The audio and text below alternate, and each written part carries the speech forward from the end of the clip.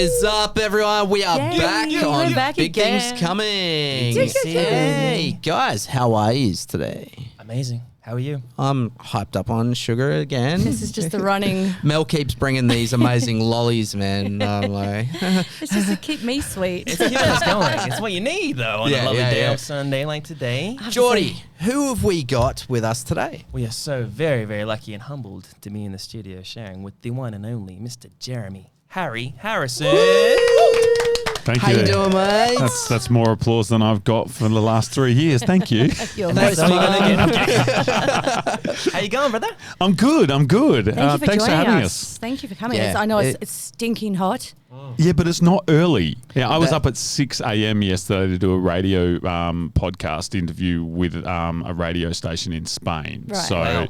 What was the Freeze. time difference like? well, they screwed it up actually. They were like, hey, get on at 7. We'll be on air, yada yada. So I logged in at 6:30 just to make sure that I was on time, and they were like, dude, you're an hour and a half late. And I was like, nah, you said 7. It's only 6:30. And they're like, oh, we gave you Sydney time. I was like, that's on you. That's not on on me. me. Yeah, Not at all. Eastern Standard Time, not Western Standard Time. Yeah, like so- You East live in versus there? the West. Yeah, oh man, they ended up going on for like 4 hours. Our interview went for 2 hours. We won't keep you Wow. that long. Nah, man. Yeah, I know, because there's free barbecue and stuff Yeah, outside. yeah, right? We're going to wrap this up real quick. Yeah. Here at the Hen Thanks for coming. House. See ya. Here at the Hen House Rehearsal Studios, right. every Yes. weekend, the legends here offer a free barbecue and beer for the bands that have booked in the rehearsal rooms. Thank you, Hen House. We Winning, love you winning. guys so much. Thank you. And we would also like to give a shout out to our sponsor, Dave Gillum Music. Thank you so much for supporting us, Dave. Now, I was just about to ask, does Dave Gillum rehearse here? The first drop, that's actually a good question. I think from memory, Dave has his own private little rehearsal room Damn. amongst Ooh. some very expensive printing machines. Wow.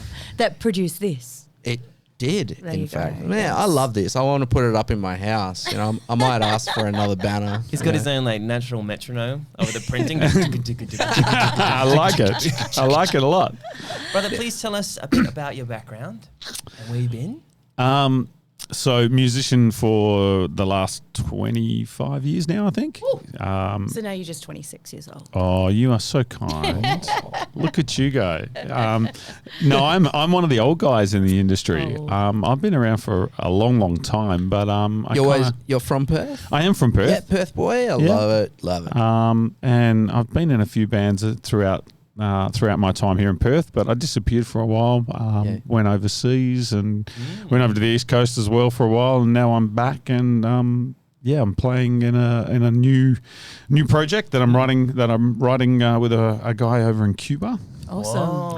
Awesome. Okay. Before we Yeah. get to that, though, can you tell us a little bit about like where you started, how you came about to, be involved in the music industry? Sure. Yeah, I'd love that. So I actually got into music as a kid because my family's all musically orientated. My sister was like the smart one with music. She actually got like a scholarship and went on to the conservatorium. Oh, wow. I wanted to play the flute because I thought the flute was cool. That was my time. first instrument, by the way. Well, One I was told I didn't have the right lips. Oh, that's Well, so judgy. One time at band camp. I know, right? So I ended up. So they said, so go over to this guy over here and talk to him. So I went over to this guy who was holding this piece of wood. Turned out to be a guitar. Right. And I think I was in grade 3 at the time, and so he took about 5 students under his wing, and I played guitar from kind of grade 3 all the way up into high school. Got another scholarship in high school, and then I hit like grade 11, and Metallica came out, and all those kind of bands. Oh, yeah. And I was sitting in the practice room playing Prelude number 19. With a guy slapping my hands with a ruler every time I screwed it up. And all So my you're friends, classically trained. I was. Yeah, It was yeah. classical, and all my friends were like playing hardcore rock Yeah, and roll. yeah. So I just went, fuck this, and I binned it. Yeah. I binned it. But that knowledge sticks, though. Like, having that classical set. if you Yeah, will. look, it does certainly help with regards to arrangements and Yeah. things like that. And then I went on to play some drums, taught myself how to play drums. my parents separated when I was young. Because of the drums? No, but Shots fired. but close, because a shot was fired. I went to see my old man for some holidays, and he used to be a traveling salesman. So we used to get in the car and drive, and I used to just tap on his dashboard, and you're listening to like the Angels and all that kind of good rock and roll.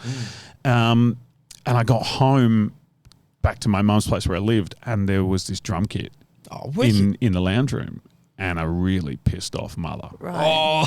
And my dad had bought a drum kit for me And send it to On your back dad. home. to send and send it to my house rather than his, just to piss off my mum. Oh my goodness. I love it, right? Sick bird. I know, right? Tell him he can't play this. Yeah, exactly, right? So dad was always the cool one, but mum was the one who put food in my belly. So, so I ended up playing drums for a while. And then eventually my mum convinced me to get a real job. Oh. Yeah. Yeah. So I, That old thing. so I graduated high school and went straight into the military. Oh, wow. Yeah. Okay. I I wasn't expecting that. I'm sorry. know, right? It just threw me out. Right hand turn. So I ended up going into an elite unit, an airborne unit, and I spent about 8 years jumping out of planes. Oh, my and Lord. Carrying, jumping around, carrying lots of heavy stuff and fixing up people. I became a medic. Well, thank you for your service, Yeah, mate. thank you so Oh, much. cheers. Yes. Thanks. It's just it was the career path for me. I actually didn't even think about music. It was only when I jumped out. I was doing my 113th jump, I think it was. Oh, wow. And there's a rule: you don't ever say 13. Yeah. That's an unlucky number? or- Yeah, well, it was just a superstition Yeah. kind of thing. Okay. And for me, it was like, whatever. It's 113. It's just a number to Don't me. tell me something bad happened. I went out and my parachute didn't open properly. Okay. So maybe just not a superstition. Maybe there's some weight to that. Yeah, so I went out at the back of a caribou, which is like in the movies where the ramps come down. Yeah. Right. I'm a big Call of Duty fan Yeah. on PlayStation, man. Yeah. Well, we weren't jumping from 10 or 15,000 feet. We were doing it from 1,000 feet. So that's 330 meters from Yeah. the ground. What? That's it. Yeah. What? Yeah. 8 seconds and you're on the ground. Is that what they call a base jump? Or It's a static jump. static jump. Yeah. So yeah. you've seen the old World War II movies where Yeah. they jump out the side and there's a cord and it pulls your parachute Yes. for you. Yeah. Well, that's what Right. we were doing. Okay. Yeah. So my cord wrapped up around the parachute instead of pulling open properly. Did your ass go like? Well, there's a rule, right? You count to 3 before you look up. Yeah. Because it takes 3 seconds for the chute to deploy, and open up, basically. So that takes it down to 5 seconds, right, before you hit the ground. Because it's about 8 to. It's about By the 8. time of this sentence now. Yeah. Yeah, Oh my yeah, gosh. Right? Yeah. So if your chute doesn't open, you get about 8 seconds. If your chute opens, it's about 35 seconds Yep. to 40 seconds because they're designed to get you down quick, so you don't get shot when you're in the air. Yeah. Right. So anyway, I look up after 3 and go, oh, that's not good. Oh my gosh. And I went, I'll just pull my reserve. I went, hang on, if I pull my reserve shit, it's just going to wrap up in that as well. And then I'm really fucked.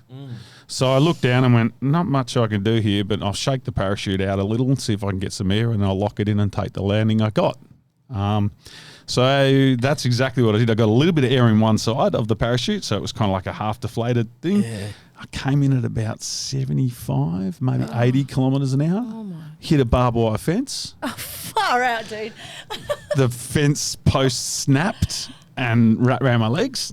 So they basically, you can imagine like landing on a straight fence and then the poles just being ripped out of the ground because of the impact, and they just came straight in. Oh, Broke my legs, spun me over, and I was wearing a helmet and like had all my gear and blah blah blah. But there's a pointed rock, and it went straight under my helmet and under my visor, and it smashed my cheekbone and my eye socket, and I lost my right eye. wow. Medic! Look, I mean, Oh, the universe could man. have chosen a kinder way to introduce rock back into your life. Do you know what I'm saying? So Like, I know this is like a really crazy story, right? And people are just going, "How the hell?" And I didn't even. I remember. Well, I don't remember, but I remember being told later.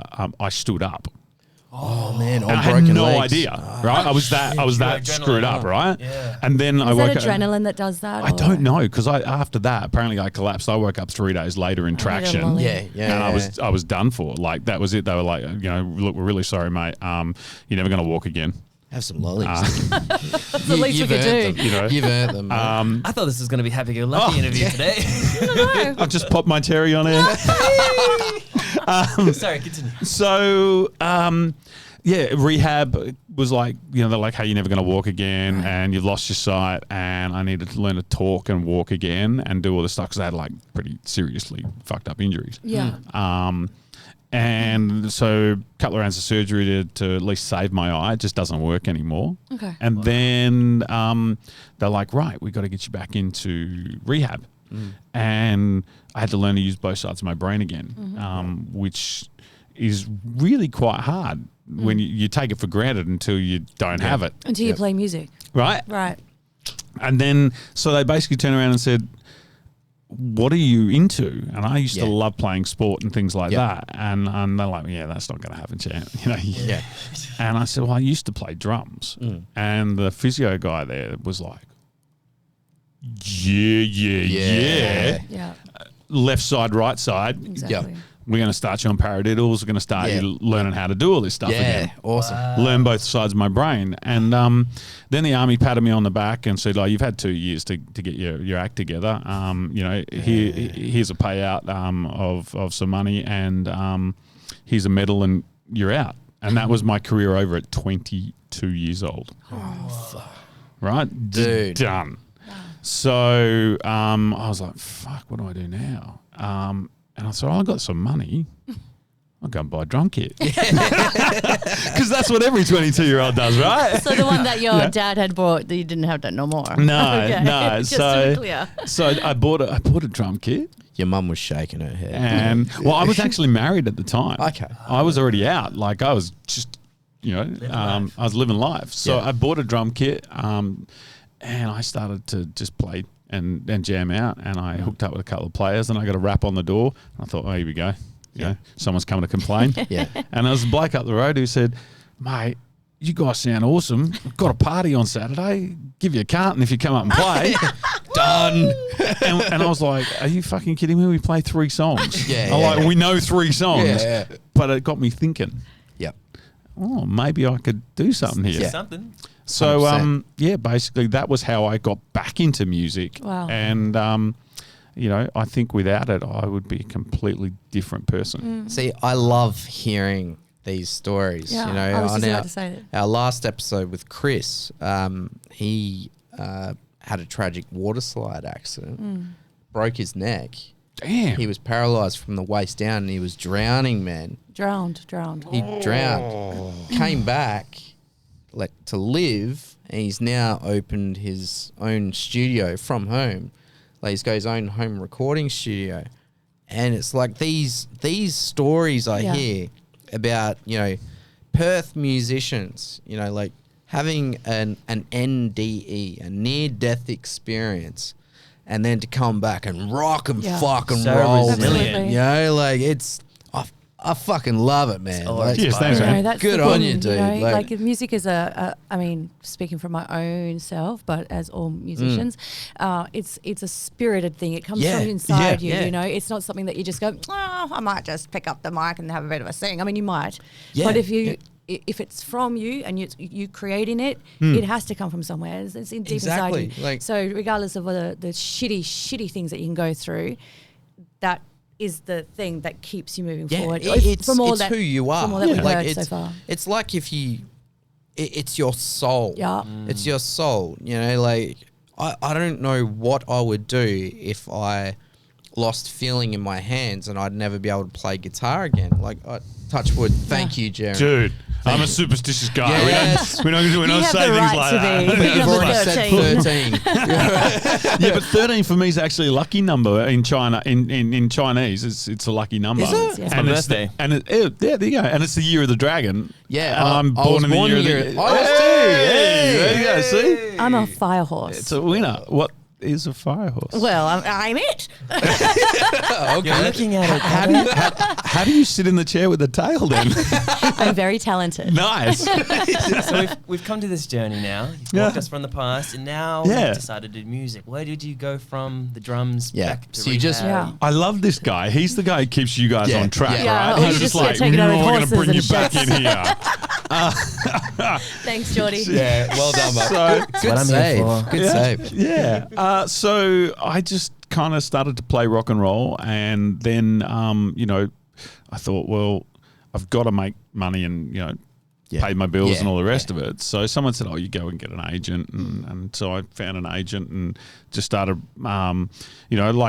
like a lot of musos, you start off playing some covers, just to get just to learn, Who were your influences, mate? Like, oh, look, back then, it was things like Live. Yeah, and, I love Live. Bon Jovi and, So we're talking 90s? 90s, Yep. Yeah, that good. kind of 90s era. And for me, it was about, okay, this is fun and it's putting some money in the pocket, yeah. but You're playing covers. rehearsals are getting boring. Yeah. Oh, real quick. Right? It's like, how many times can you play the same friggin' song, right? Yes. So I just started writing a lot of stuff, and the guitarist was like coming up with different riffs and things, and I was like, cool, all right. Yeah. And we had this gig where we'd lined everything up, and then we went to rehearsal, and the singer didn't show up.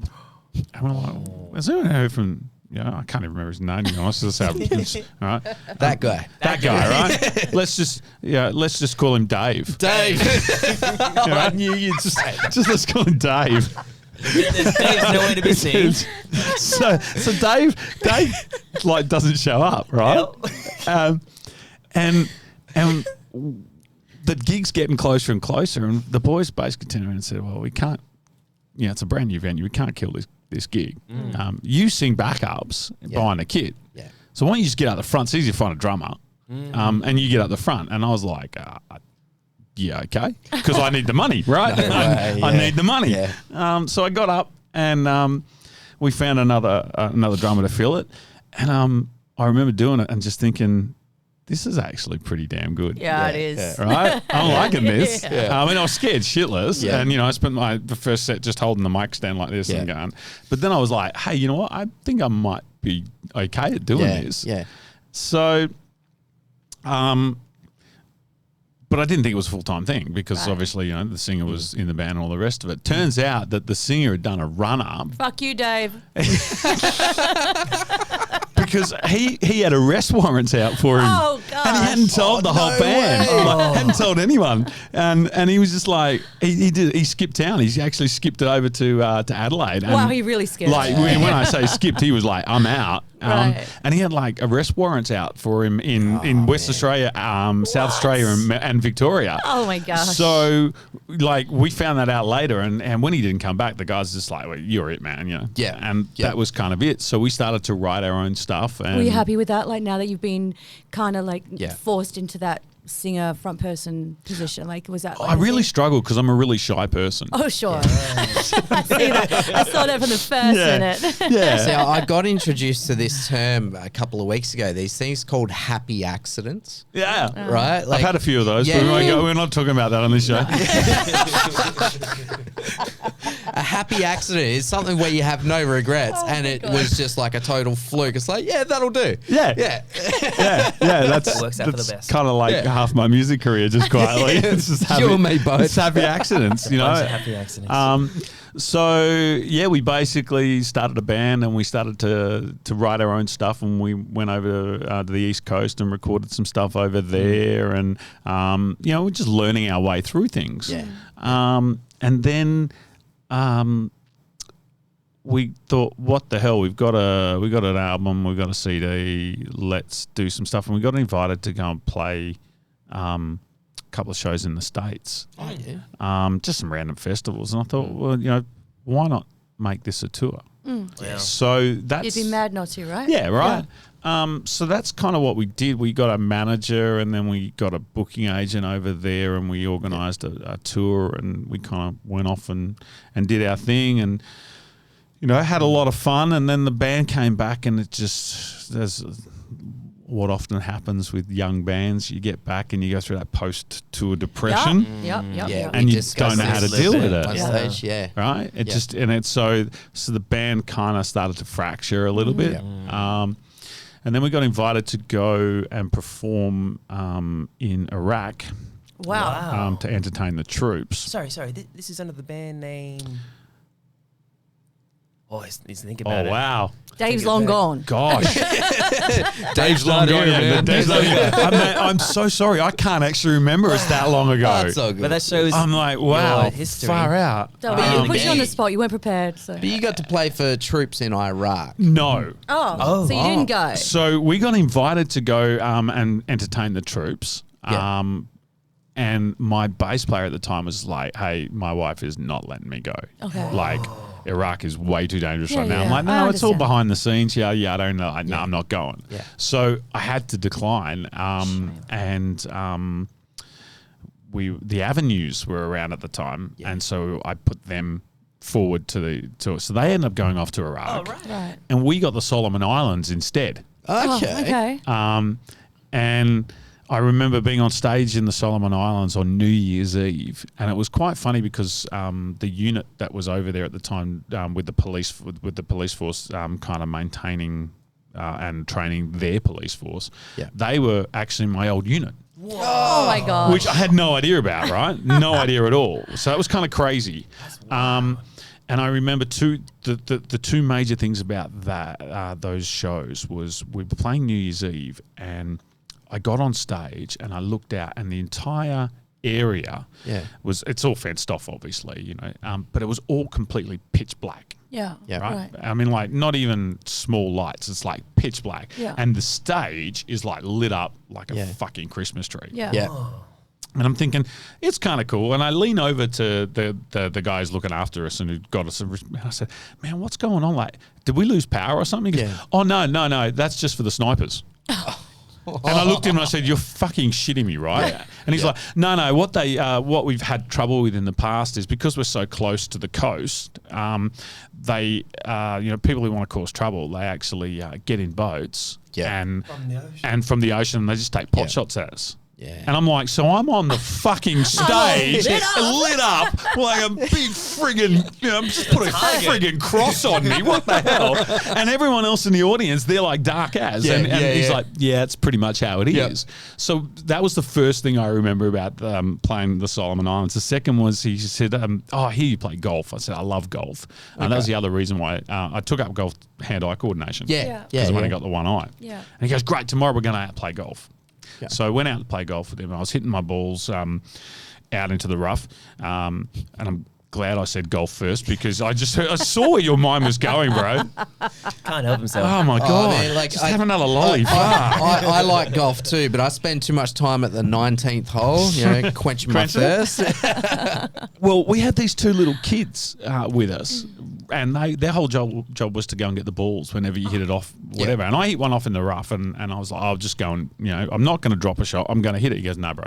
Like if it's off the fairway, they're gone. I was like, why? He goes, well, this whole area in the Solomons was bombed, like majorly bombed through and occupied by the Japanese in World War II, and there's still unexploded ordnance. Oh my god! On the golf course. So occasionally you hit a ball. So it's okay to send the little kids out to get them, but hey. And I'm like, well, what are these kids doing? And they're like, oh no, well they know where they all are, so it's all good, and they get paid more than their parents do. Wow. From us doing this. I said, so that really started my journey on kind of coming to terms and learning more about how my music could influence and how my music could actually help people. So I got back from the Solomon Islands. The band did a few more years, and then people went their own way. I started Stone Circle, and we spent maybe 10, 12 years playing together. Wow. And that led me to Cuba. Wow, Cuba. And we had some really cool stuff with Stone Circle. Yeah. Playing for we played for Bob Geldof. Yeah. For one of those big Rock and Rebuild charity concerts. Yeah. We travelled around a lot. We did a lot of gigs. And So you've signed with a record label recently, haven't you? and that's what led to, Cuba led to that. Wow. Fantastic. So Stone Circle, sorry, I just wanted to ask a quick question. It's Yeah. been around for a long while, right? Mm-hmm. Because my brain, I just got reminded of something. So I know that you know my dad. And I just remembered because of Stone Circle. Who's your dad? Danny Flynn. No way. Yes. Yeah, I know Danny. I know. And I remember because There when you my go. dad had his agency and he had your poster up there. Yeah. And He's so, like, hate that There you guy. go. so my brain just kind of went, Well, there you go. I had no idea. Yes. Yeah. There we are. Everyone knows everyone. Tying the Spot little on. Oh, bits man, together. Perth is such a small town. It Yeah, it is, man. It's like this bubble. Yeah. You know, like everyone knows everyone. We're all country hicks and love thy neighbor. It's really easy to not it's too really close. easy to get like that kind of big fish syndrome because Yeah, it's such yeah. and then you get out of Perth and you Yeah. kind of go, wow, there Yeah. is so much world out Yeah, there. exactly. So yeah, I went to Cuba with Stone Circle, and that led me on another journey for the next 7 years, going back and forth. And I got introduced to the label because I started a charity helping musicians over in Cuba with with instruments. It was called Containers for Cuba. And I love we that. would send like musical instruments over. yeah. We were also creating audio books for blind kids. Yeah. Oh, wow. Brilliant. And we were. I think Peter would enjoy that very much. So, Yeah, well, because Love I'm you, Peter. kind of half blind, so I was like, yeah, Yeah. let's do this. Oh, of course. So, Braille keyboards for the Yeah. kids, Yeah. all that kind Yeah. of stuff. Oh, that's amazing. Beautiful. I love that. And when we were over there, we played a bunch, and then the boys didn't want to go back, and I promised that I'd go back. So I said to them, hey, yeah. are you cool if I go back? Mm. And, I'll use musicians over there.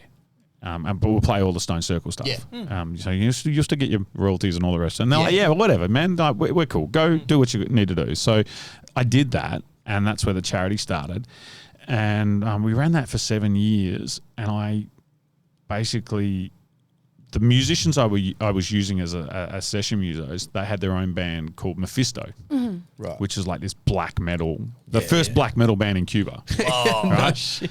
And like the lead singer was like he was this taekwondo champion that had actually played, or not played, but he'd fought for Cuba in the Olympics and all kinds of. It was just, and he was just such a gentle giant that I really enjoyed his company. Yeah. And he was like, look, is there anything you can do for us? Blah blah blah. So from there, I started to manage them externally outside of Cuba. Wow. And then I got a phone call from somebody who basically said, hey, look, we're very interested in this band in Cuba. We've heard that you look after them. We want to sign them. Yep.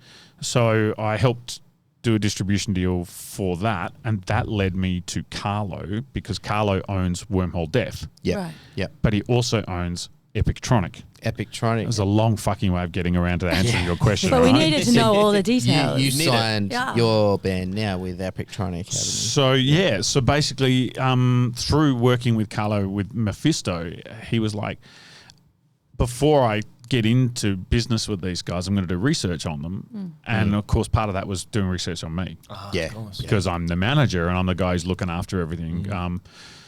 Because in Cuba, when we first signed them, like they were just getting internet access. Right. So and this is only a couple of years back. Like we're only talking like 5-6 years ago. Man, the average person over in Cuba makes like $10 a month. Yeah. Right. So you can see why I was doing a lot of this stuff. So he did some research on me. Yeah. And he's just like, you're this person and you this and I'm like, wow, this dude is like dug deep. And Right. and I happen to have had a single that I was working on. And he was like, oh, cool. And that was it. Yeah. No, All right. I was like, cool. All right. And I thought, okay, don't push. Just do your thing. Worry about Mephisto, Yep. blah, Let blah, the blah. kettle boil. That's it, right? Yeah. And then pandemic hit in 2020. Fun times. Fucking pandemic. Man, I had a South American tour lined up, all self-funded, all self-promoted, Oh my gosh. all cancelled.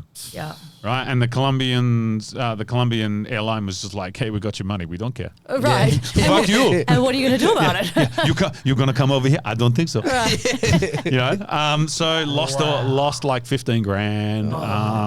Lost my tour. Cuban government cancelled my visas and my working visas, so I had no access. We had to shut down the charity, and I was just like, this is fucked. Yeah, literally. Yeah. So I wrote a song called Shout Down the Silence. And I basically went, right, I need some music for this. Yeah. And so I reached out to Ray, who was the guitarist he was the guitarist from Mephisto at the time. And he was like, yeah, I got some stuff. And he sent me some music. And I was like, that's it. That's perfect. All right. So we put this song together. And, I just released it myself. CD baby, put it out there, blah, blah, blah. Yeah. And I recorded it, the music was recorded by Ray in Cuba. He sent me the stems. I then went to Peter Renzulo. Legend. I've heard he's pretty cool. Right. Peter, the man behind the camera, is here today. First time I was actually working with this guy, and I basically was like, hey, I just need to drop some vocals. Everything else is done. Just drop some vocals and we'll get this done. And then I found out that he'd made music videos. Yeah. Because I was like, I really want to make a story. Yeah. So we shot. Because you had a big story. Like a big story. Yeah, but this was just I just wanted to make a music video for Shout Down. Yeah. Right. And so I thought, what can I do here? Well, I know what I'm going to do. We're in the middle of a lockdown, state lockdown and worldwide lockdown. We have to have permits to even go out of our own houses and crap. Like, I'm going to film a fucking riot. A protest rally in the middle of Midland, right next to the cop shop. Oh, wow. In the middle of a pandemic. Oh, my God. I love it. Hey, Pete, you want to come along and film it? And Pete was like, oh, hell yeah. Let's do this. I so wish I was there. So, You rebel, Pete. so yeah, we decided to film this clip, and I released it, put it all out there, and we started getting a bit of traction. Yeah. Won 28 International Music Video Awards. That is brilliant. Yeah. Amazing. Congratulations. Thank you. It had nothing to do with Pete at all. He just put his name on it. Yeah, that's it. He just tagged it off at the end. And from there, I got a phone call, basically. Hey, this is Carlo. Cool. All right. Yeah. Look, how's Mephisto going? I don't want to talk about Mephisto. So, okay. Okay, we won't then. All right, fine. I don't know what I've done to piss you off. Mephisto are gone. He's like, that song. I was like, what song? He goes, that song on the internet at the moment. Shut Down the Silence. Yes, that's a fucking terrible accent. But he's like, that one. Yes. I said, yeah. That. And he goes, you have that? It's yours? I'm like, yeah, it's mine. He goes, you own it? I said, yeah, I own it. He goes, okay, we re-release on my label. Okay. Yeah. And he's Italian, right? Yeah. Right. So it's not like he's asking you. No, He's telling you. This is what we're I'm doing. telling you. Okay. This His happened. name's Carlo, all right? We're going to release on the, Yeah. and I was just like, okay, let's do this. Yeah. So we re-released on his, on Epictronic. Yeah. Wicked. And the song did okay. Yep. Got a little bit of traction here and there. And I just kind of, that was it. Yeah. Right. Because we were still not doing anything. It was Yeah. 2021. Right. Right. But I'm already working with Ray over in Cuba because he's just like, well, the tour's gone. Yeah. How do I keep doing this? So I was like, cool, let's just start throwing ideas around. And he just kept sending me music. Next thing I got an album, and I'm like, well, I'm going to go back to Pete, and I'm going to put the vocals down on it. And have another riot. And well, no, this time I'm going to kill some people. Oh, excellent. Just taking it up a notch. We're gonna do some car crashes. We're gonna have some I think I sexual. saw the music video for this one. We're gonna have some lewd sexual encounters. and I'm not going to be part of any of it. Yeah. It's going to be great. Oh, you missed out. So, trust me, that's another whole podcast. And so, yeah, Carlo then came back to me and said, this is great. Yeah. Have you got anything else? Well, funny you should mention that, Carlo. Here's something we prepared earlier, and I sent him the demos. So we've got 10 minutes remaining. Really? I've talked the whole way through. Yeah, but it's been very Totally interesting. fine. Oh my That's God, I'm what it's boring the about. shit out of people. No, I'm loving it, it's man. amazing. You recently just did your album pre-release. Yes. At Night Owl Studio. Hey. Night Owl Studios. Yeah, how'd you go, man? I heard it went off. I was speaking to Frankinator and Ryan from 107.3 HFM. Nice shout out. Yes. Hello, boys. Rock Aria boys. Love you guys. I heard it went absolutely off, mate. Look, just quietly, I was really happy with it. My band is called the Treachery of Ravens. Right, okay. And they're basically session musos from various bands that I pulled together and kind of went, right, let's stick all these uncommon people into a common room together and make something special. Wicked. And they I like the way your brain thinks, man. Like, you know, like it's Find kind of a- like a scientist waiting on an experiment. Just to throw happen, some you know? shit out there and see what happens. Yeah. But in a constructive way. So the launch was a lot of hard work. It was Yeah. about 6 months in the planning. All right, Wow. Lots and lots of back stuff that I had to teach myself how to do a lot of the video stuff that was going on behind the band. Yep. Like the screens. So we had screens. We had every single song was synced to some form of vision. Yep. Yeah, I love that. Wow. So including that means it was to a click as well. So then there was the click tracks and the programming of everything to get all that happening together, and then getting the band in. And we don't play with amps; we're all on ears. Yeah. So there was a lot of work to get all that together, and we did that in 6 rehearsals. Wow, Good. amazing. So Good team. So good team, and we killed it. And I don't say that arrogantly. It's like There's nothing arrogant as a about muso, saying you it. know when Yeah. you've had a bad show. Yeah. And there's nothing worse than someone patting you on the shoulder when you walk off stage going, that was fucked. Oh, man, loved it. And you're just like, I know fuck that off. feeling too fuck much. off, mate. Now, So, Little yeah. Birdie tells me your lead guitarist is, in fact, Peter Renzulo's sister, Justine Renzulo. That is correct. She is an absolute legend. We mate. call her Firebird. Firebird. Yeah. I can see. Yeah. She's amazing. Yeah, right? she is amazing, mate. Do you know it was her first gig at the launch? Really? She'd never played a live show. What? Oh, No wow. way. No, dead set. She's such I've a seen her shredder, guitar man. I know, right? videos and it's so natural. Well, that's how I found her. I actually didn't find her through Pete in a way. Like, I kind of knew. See, I didn't know she played guitar. I knew Justine from doing makeup for some of the videos. Face makeup. And then I was just like, okay, so I'll send you a Facebook message. And then I clicked on a profile. And then from there, LinkedIn and blah, blah, blah. And I saw these shredded videos. I was like, my God. So I went to a door and knocked on it and said, hey, have a listen to this. And I played Deadweight, the third track on my new album. And she was just like, oh, my God, I love this. I'm like, cool, can you learn it? Yeah. And she's like, why? And I'm like, I want to give you a job. Yeah. Wow. And that was it. And now she's part of my band. That and I'm is amazing. so stoked. Oh, that's Sick. awesome. I love That that. is awesome, man. Like, Yeah. again, you know, just this tale of, you know, someone just rising up from, you know, just being like a bedroom guitarist. Yeah. To Yeah. Now, like, you guys are about to go on tour. We are. Where are you Yeah. heading to? So yeah, look, we're I'm the management and my label are currently working on a tour for Europe at the moment. Awesome. So that's going to be later this year. I don't know exactly when yet because dates haven't been finalised. Yeah. But you know, we're already getting major magazine coverage on like all the major rock and metal magazines in Spain, Italy, Germany. Yep. Austria, Switzerland. So you kind of think those 5 and Austria. So that those 6 countries are definitely going to happen. Yeah. Yeah. Amazing. Have you been to Europe before? Yeah, so I went to Italy to meet Carlo and his team before I signed the deal. Okay. Because I was like, man, we're not going to sign a 2-album deal with you. Yeah. Product placement, ladies and gentlemen. Thank you, Mr. Renzulo. Walking Jeremy with my Harry darkness. Harris, Walking with My Darkness, out now on all good record distribution units. You don't Thank need you, a Peter. manager. You can do this all yourself. So, yeah.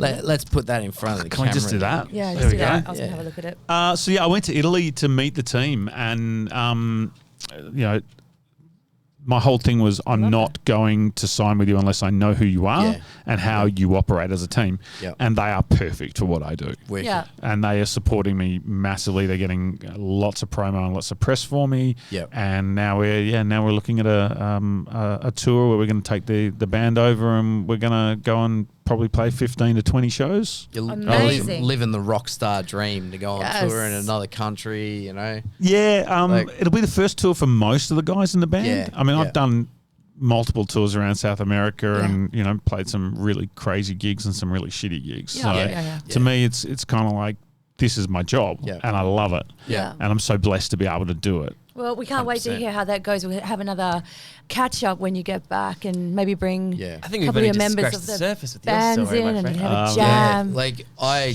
feel like we could actually do a part 2 of That's what I mean. We'll have to see Jeremy how it Harris. goes after the And you know, after the tour. I'd also like to get Justine in. Yeah. I'd like to give Justine an episode as well. Yeah, totally. We had her on Shredheads. Yeah, up at 89.7 FM up in Joondalup because those guys are great for local musos too. Yeah. Excellent. Okay. Yeah, you should hit them up. Shredheads. Like dead set. 100%. Because also yesterday I managed to hear one of your tracks from your Walking with My Darkness, my apologies, on 107.3. It was bloody fantastic. Which one did they play? I can't remember. All I know is You just have to listen sounded to the fucking album good. and just I think it was No Coming Back. But they were giving one of your album away as a prize. Yeah. And it was fucking awesome, man. It was rocking. Thank you. Had my foot tapping. Yeah, you know? cool. And I was like, oh, these guys are about to play my music. Oh, Jeremy Harris. Hang on, I know this guy. Yeah, I'm about to interview him tomorrow. I've seen this guy on the internet. Yeah, I know this guy. Shit, this is actually good. Well, see, I heard some of your stuff on 96 FM. That was awesome, bro. Triple M. Not 96. It used to be 96 and then because Triple M now. Triple What's M. that? No, 92.9 or something. 92.9. Commercial radio, brother. It was. You got to cook it. It was an eye opener for me, man. Like I didn't like waking up at 4 a.m. in the morning for the interview. Hard, right? Especially before going to work. Yeah. Like I was on this high, like, oh, I've just been on Triple M and now I've got to go to work. Yeah, welcome to reality, right? I got to go to work. Yeah. Quick thing before we go, brother. Where can we find you on the socials? If you want to plug that, you don't have to if you don't want to. Oh, very kind of you. So I just got TikTok this year. Whoa. I know, right? That's a big thing for an old guy, all right? Like I am. I feel your pain. I'm man. I feel dude. your pain. I got at least 10 on you, at least. Well, if you're born the year of the dragon, you got 12. There you go. See, thanks. There you go. Yeah. Quick maths. You're an asshole. That's the math. Thanks, mate. Thanks for bringing that up. Yeah. So, yeah. Fuck you, Johnny. Bring me on. Bring me on this. Oh, I'm out of here. I just figured out what year you were born to.